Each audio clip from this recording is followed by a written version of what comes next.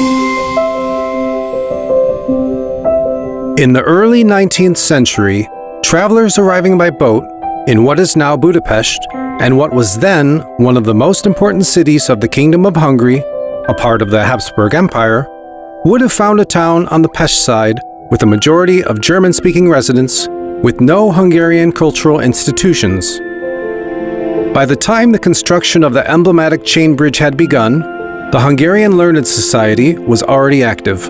The society had been founded in 1825 with donations by Count István Széchenyi and other aristocrats and members of the nobility.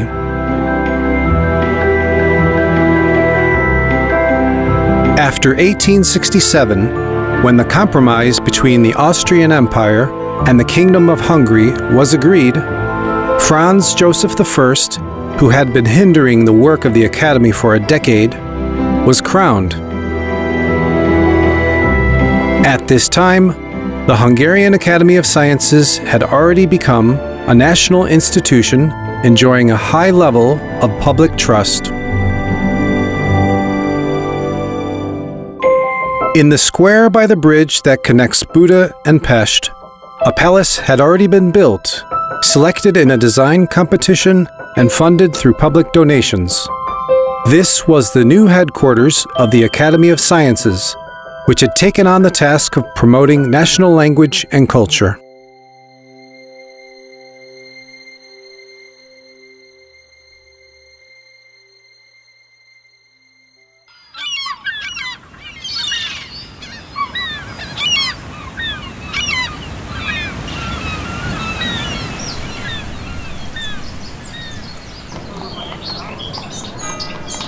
At the venue of the coronation, in the middle of the square, there is a statue of Széchenyi, and a relief on the side of the building shows a scene depicting the foundation of the Learned Society.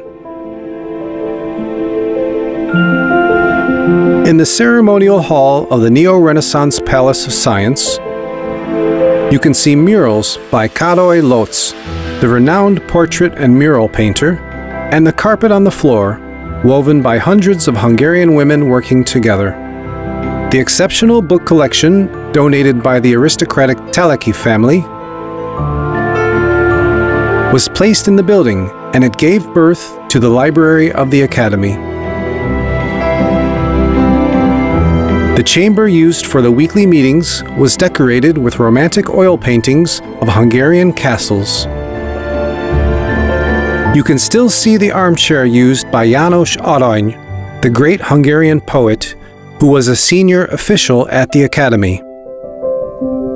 He and his generation considered the enrichment of literature as the main mission of the Academy, but over time, the activities of the institution were expanded into all science disciplines and became international. Outside the walls of the Academy, however, World War I was about to break out.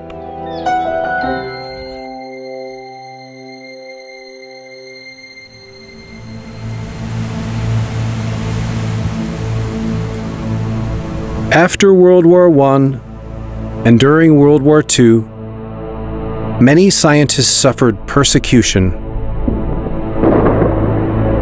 Many were forced into labor service or taken to concentration camps.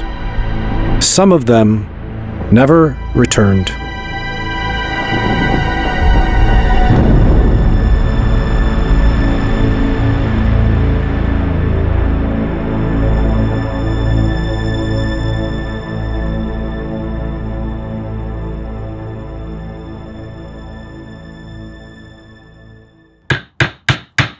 By the time the rubble was cleared, the communist regime had already taken power, with the dispute emerging between traditionalists representing the humanities and those representing the emerging natural sciences. It was feared the Academy would split. The president, the renowned composer and educator Zoltán Kodály, and Nobel laureate biologist Albert Szent-Györgyi reached an agreement and resolved the conflict, but soon all academia was under the control of the communist regime.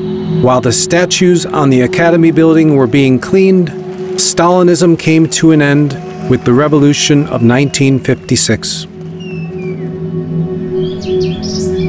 Over the next few decades, the Academy assumed a central role in science policy.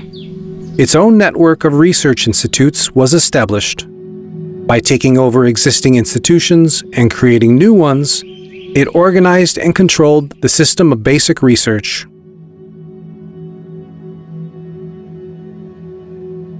This brought about unprecedented opportunities for research. Yet the ideological pressure from the one-party state was a great burden on science policy.